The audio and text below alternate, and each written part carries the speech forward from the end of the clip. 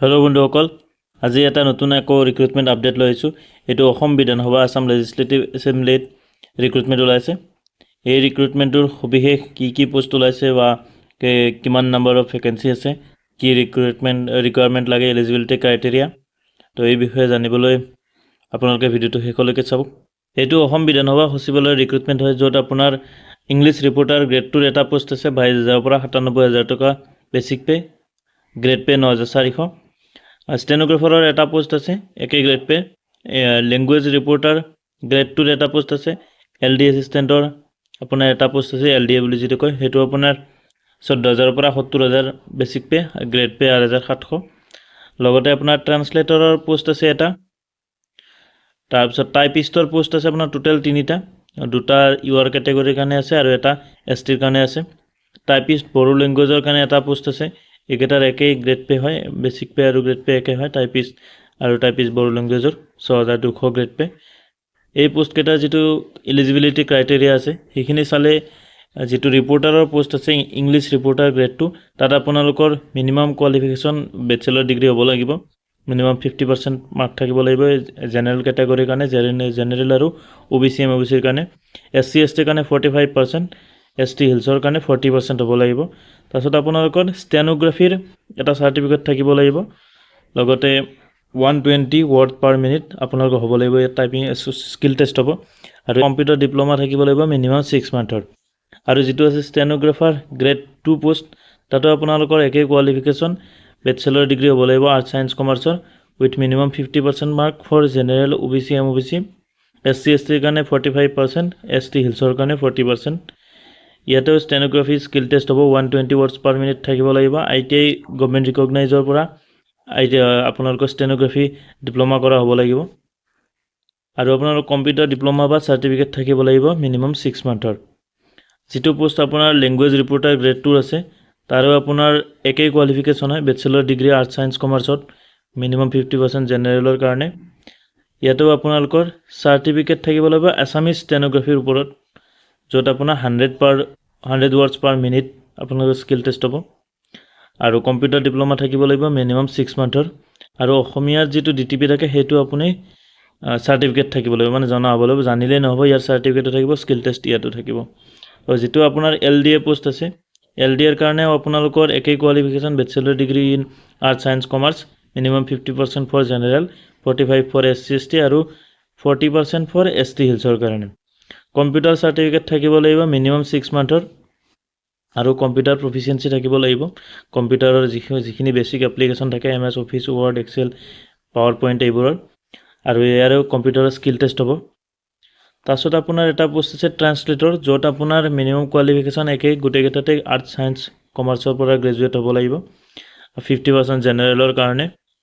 আৰু আপোনাৰ computer certificate থাকিব লাগিব মিনিমাম 6 মান্থ আৰু কম্পিউটাৰৰ প্ৰফিচিয়েঞ্চি থাকিব। এইকেইটা পোষ্টত আপোনাৰ কম্পিউটাৰৰ স্কিল টেষ্ট হ'ব।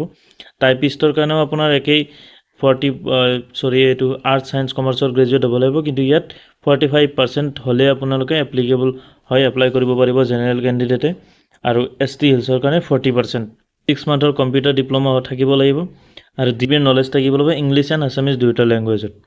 আৰু good command over booth the language, মানে অসমীয়া আৰু ইংৰাজী দুয়োটা লেংগুৱেজ আপোনালোকে জনা হ'ব লাগিব।